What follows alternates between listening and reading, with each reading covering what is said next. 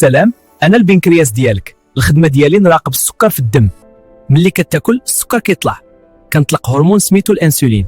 الانسولين كيساعد الخلايا تدخل السكر وتستعملو طاقه، وملي السكر كيهبط بزاف كنطلق هرمون اخر باش يرجع يتوازن. هكذا الجسم ديالك كينظم السكر في الدم. السلام. انا الدماغ ديالك. كل نهار كيدخل عندي معلومات بزاف، ولكن ما نقدرش نحتفظ بكل شيء. كنخزن غير الحوايج المهمه. الا المعلومه ما تعاوداتش ولا ما كانتش مهمه، الاشارات العصبيه كتضعف، ومع الوقت الذاكره كتبهت وكتضيع. لهذا كننسى بعض الحوايج بسرعه. السلام. انا الركبه ديالك. كل نهار كنحمل الوزن ديالك باش تمشي وتجري.